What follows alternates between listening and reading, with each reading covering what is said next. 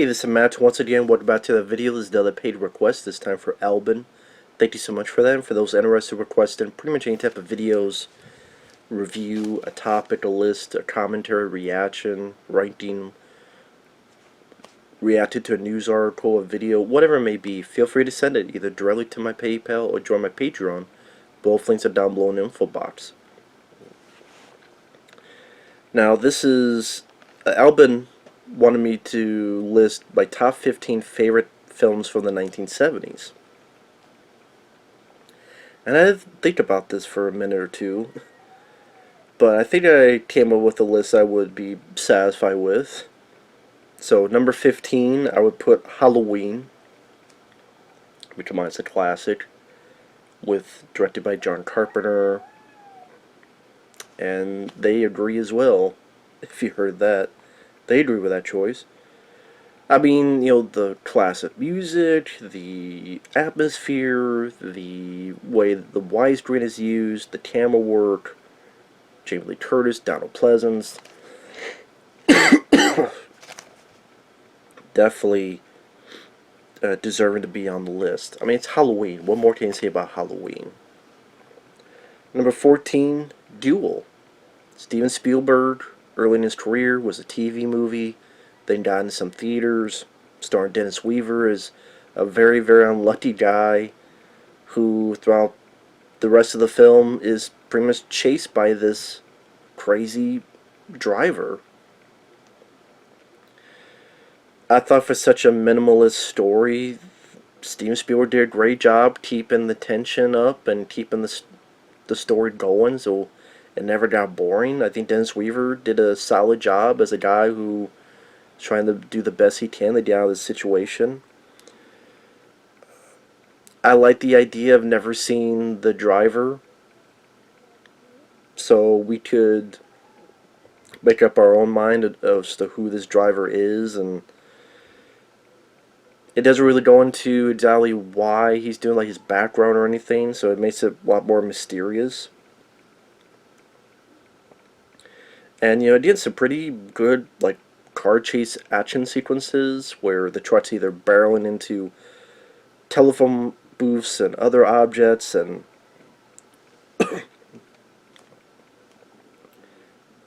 Duel is a very straightforward but well-made movie.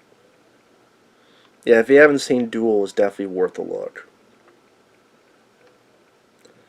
Number 13, I put two Godzilla films.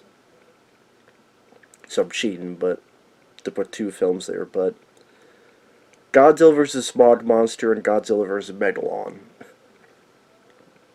Both came out in the 70s. Godzilla vs. Megalon is what got me into Godzilla.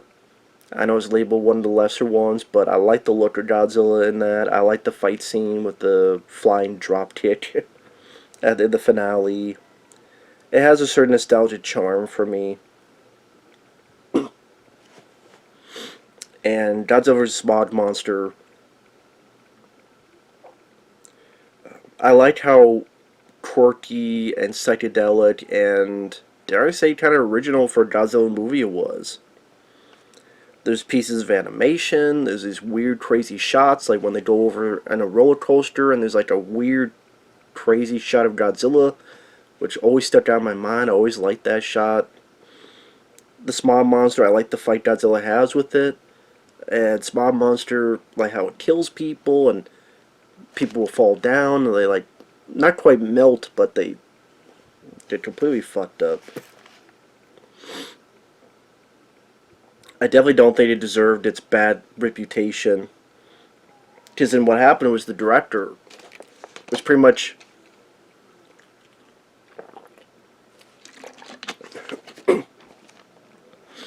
almost blacklisted, and like, you will never direct another Godzilla film ever again.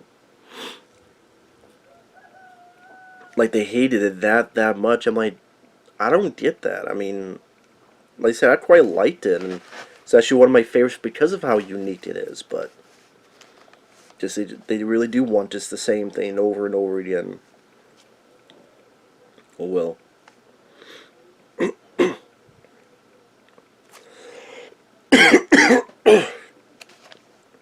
Number 12, And Justice for All. This is a film starring Al Pacino as a lawyer.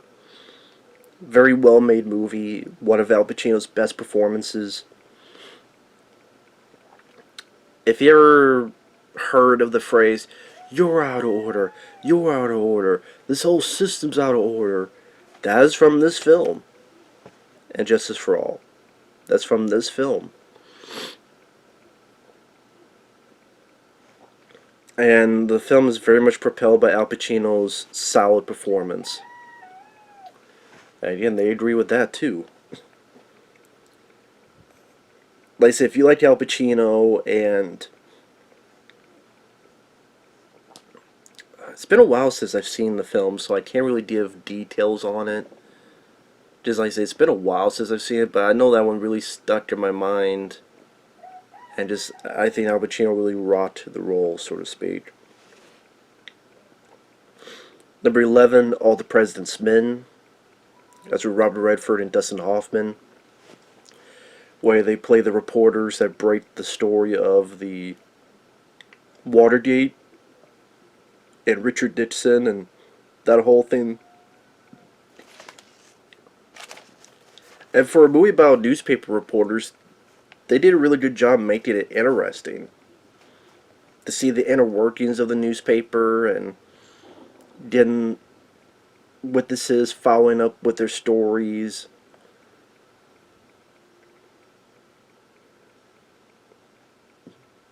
Finding a deep throat, not the porn film, but, the informants being watched and having to be cautious on what kind of danger there could or could not be. And I thought Robert Redford and Dustin Hoffman both did a wonderful job in those roles as Woodward and Bernstein. And even though it's a pretty lengthy film, I was never bored at all. I think because there's no extraneous subplots that they put in there, love stories or anything of that nature. It's strictly about this story, and every minute is about following up on the story, and so it never loses its focus on that. It's a very focused movie.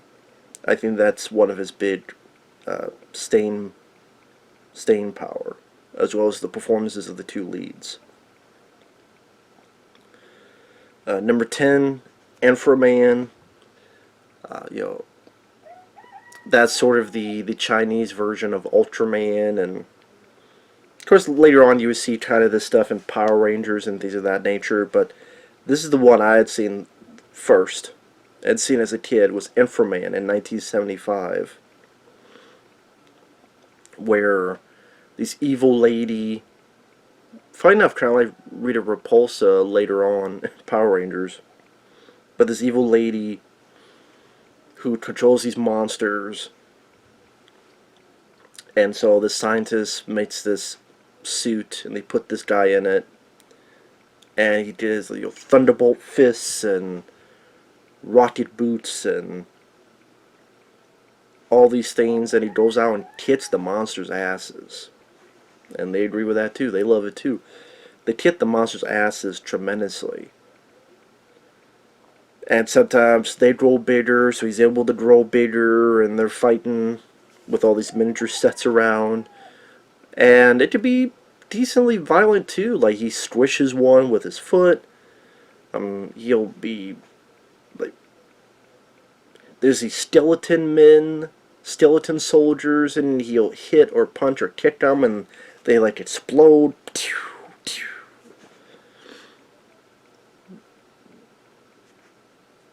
The evil lady turns to a dragon. He keeps cutting her damn head off. I love the monster where their arms and head have like a coil that go back and forth. So they leave the body and they come back. Some pretty cool monster designs. A lot of fun fights. I mean, it's from I think the Shaw Brothers. And just a whole lot of fun in for man. Whole lot of fun. Love in for man. Number 9, Hooper. Rest in peace, Burt Reynolds. It's my favorite Burt Reynolds film. I like Smokey and the Bandit, but Hooper is my favorite. I love that's the story about a Hollywood stuntman. It has a very fun, cavalier attitude to it. Sort of the joy of being stuntman. Of course, for that kind of plot, there's a lot of good, solid stunts in it. You also have Jan Michael Vincent in the film. Just a really good cast. Some crazy action sequences, especially the finale of the film.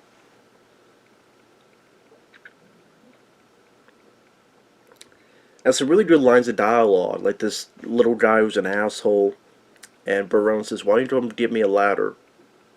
"Why?" "So you could climb up here and kiss my ass." So I love Hooper. There's a lot of fun.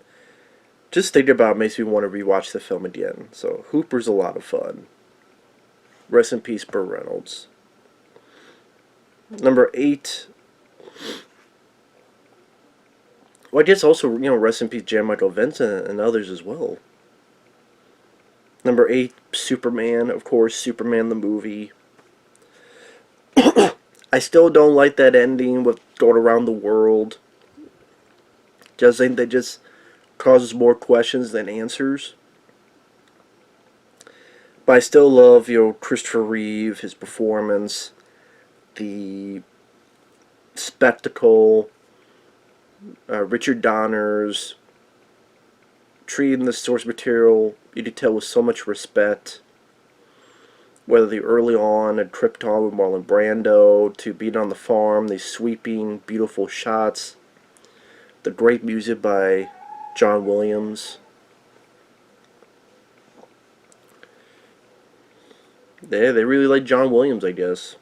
They're very vocal during this one. I say these, My Neighbor's Roosters, very vocal.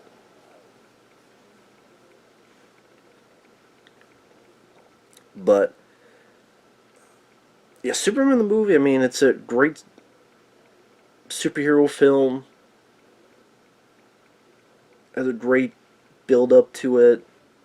The running time works well for it. Like I said, I still wish it didn't have the going around the world thing. I wish they thought of something different. Because then it makes you go, why can't he do that for everything then? Just go around the world. Like I said, it causes more questions than answers. But yeah, the Superman the movie is still a classic film. Number 7, Rocky 2. I like the first Rocky. My favorites are actually Rocky 4, then Rocky 3, then either Rocky 2 or Rocky Balboa. I still like Rocky 1, but I would say I like Rocky 2 even more. Not just because it's a rematch and then Rocky, wins this time. But I like the sort of detail of getting fame, and you think everything's going to be hunky-dory, but then the realities of that, where when you don't do anything after that, he didn't have much school experience, so he doesn't do well with commercials. He doesn't know how to read the best. The money dries up. He's back to where he was. He had this 1,000,000 to 1 shot. He got a little bit of fame, but then it quickly kind of deviated away. The step between him and Adrian with her pregnancy, I didn't mind those segments.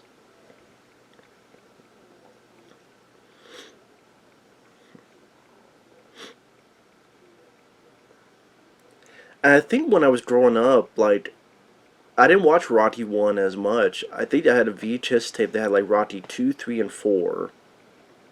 It was a VHS tape. This is Rocky 2, 3, and 4, so I would just watch that tape over and over and over again. So maybe that's another thing where I just haven't watched Rocky 1 nearly as much as Rocky 2, and Rocky 2 I grew up with more. But yeah, I always enjoyed Rocky 2. Number 6, Star Trek the Motion Picture. A lot of people don't like this one, but I always enjoyed it. I like the effects, the music, the spectacle. I love the special effects. I love the Jerry Goldsmith score. It's great to see these characters back from the TV show. And when you think about it, it's the one movie out of all of them that really symbolizes its name, Star Trek. I mean, think about the name, Star Trek. It's a trek through the stars. This is really the only film to do that. They're on this trek and they're going, dealing with either asteroids or they're these probes, and then going into V'ger, and just how big and massive this whole thing is, and close calls to get into. I mean, usually other Star Trek movies about various other things, but like I said, I mean, if it's Winding Train to the Stars, like the original idea behind the show, this kind of the only movie that encapsulates that. So that's why I always liked it. I mean, yeah, there are ones I like more, like Star Trek 4, but this one, what people find boring, I find interesting. I don't know what else to tell you. I like the whole thing behind V'ger and all the inner workings inside Percy's Kambata. Sadly, that's Stephen Collins in it, who is a P to the E to the D to the O. But that's not the movie's fault. Number 5, Assault on Precinct 13.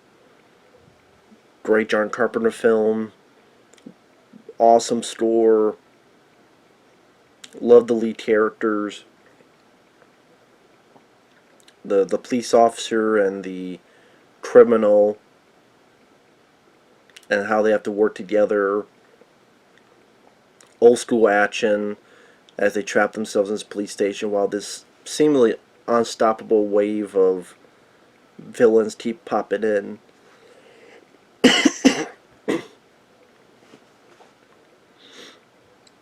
And a lot of these films is kind of like, well, what more can I say? I mean, Assault on Precinct 13 is an absolute classic. One of my favorite John Carpenter films. Down, no, no, no, no. Down, no, no, no, no. Down, no, no, no, no. Down, no, no, no, no. Your number 4, Alien. I mean, my favorite will always be Aliens, but Alien is an absolute classic. Sigourney Weaver is Ripley. The horror feel to it as this creature goes up against these pretty much truckers in space. You have people like Yaphet Kotto and Tom Skerritt. The music by Jerry Goldsmith. The great creature design, thanks to H.R. Dieter.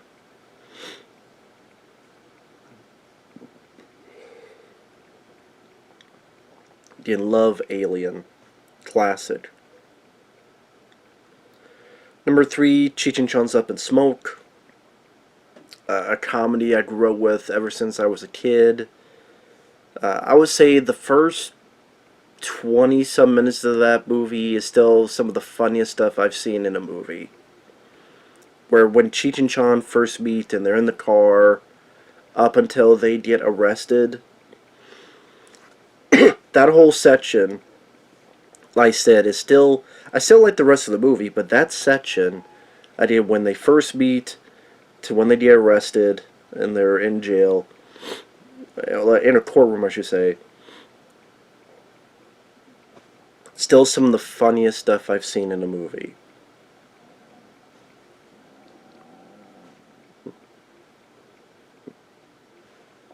From, take these. No, don't take those, man. Huh? Almost gave me the wrong shit. I already took them. Oh, what do you mean, oh? What did you give me, man? You just took the most acid I've ever seen someone take. I never took that much acid, man. I've seen people out there who get these, balloon heads, man. Mellow out, man. So, oh shit, mellow.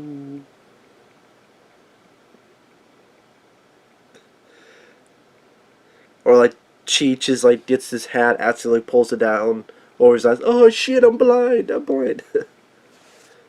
And the cops knock on the window. Keep a doctor, but you can't come in.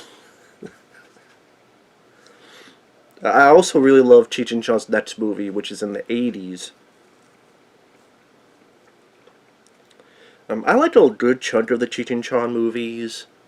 I could watch Nice Dreams, Things Are Tough Over, Still Smoking. But I would say this and next movie are definitely their best. Not a fan of the Corsadian Brothers.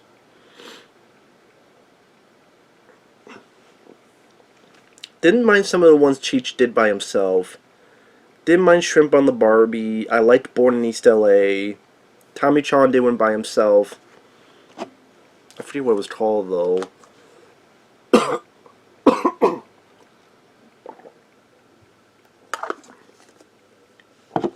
I remember not really caring about that one though.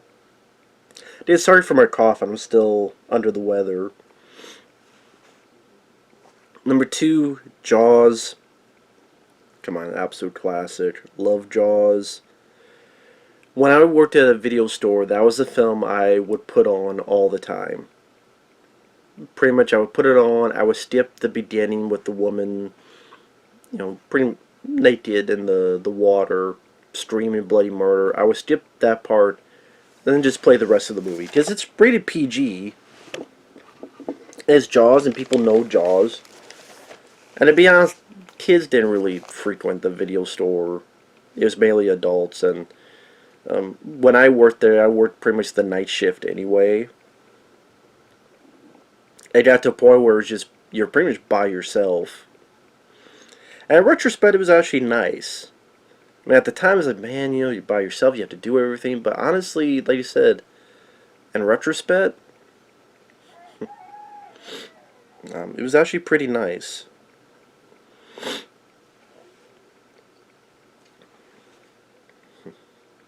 So yeah,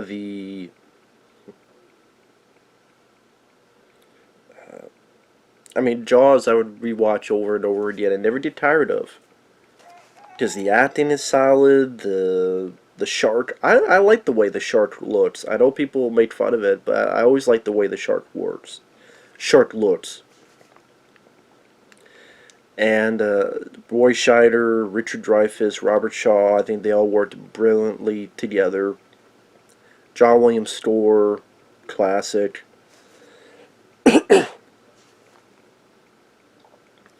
Especially when it gets to the three of those guys out on the water, which becomes a whole movie of its own.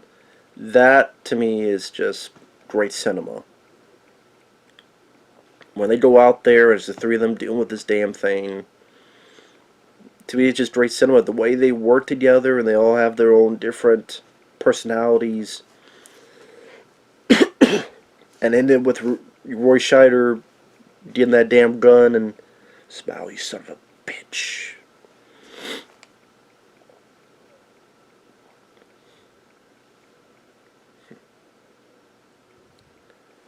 And then, of course, number 1, I had to put Dawn of the Dead. Because Dawn of the Dead, I remember when I first saw it on VHS tape. I got it from the store called On Q. Local thing. In Iowa. On Q. And pretty much had that cover on the front, of Dawn of the Dead. The back, no pictures, just text. And the review from Roger Ebert. And I knew Siskel and Ebert. And I'm like, oh, one of the best horror films ever. That's pretty much what the review was. I'm like, huh. Roger Ebert liked it that much, and Dawn of the Dead, okay. Didn't know anything else about it. Nothing else about it. Got home, watched it. When the gore happened, I'm like, oh shit, that time. Oh wow, what? I rewind it. Oh my god, the guy's head just exploded. And oh my god, the neck rips. Eee. I didn't care that the blood looked like crayons. I actually don't mind the look of it. It kind of fits with the comic book sensibility. I got into the characters, especially Tim Foray I really enjoyed. And I remember, yeah, I love the mall setting. I love that, taking over this mall. I'm like, that's what I would do too. I would live in a mall as well. Definitely live in a mall. And, there's action, headshots. And as a kid, I didn't even think about all the messages that you could look at about consumerism and things of that nature. I just enjoy it as a zombie epic, like adventure action film. It felt epic. Just the thousands of extras and multitudes of zombies getting shot in the head and like zombies everywhere in this mall. Like I said, I love the mall setting. The music was great. The actors do their jobs well. And then I remember this memory. That sounds weird. I remember this memory. I have this memory. I remember when Ken Foray, you think he's going to kill himself, and I was like getting pissed. Oh, what the fuck? And then when he shoots a zombie and he's fighting them, you have that sort of, I don't know how you describe that music, kind of John Wayne, like. This is embarrassing. I remember as a kid getting on my bed, jumping on, yeah, yeah, yeah, yeah, yeah, go. Because I was loving the film so much, I'm like, oh, don't kill this guy. He's my favorite character. Man, you ruined it. You fucking ruined it. And then, pew, poo, poo, poo. He gets on a helicopter with Dale and Ross. They fly away. And they have that grace be.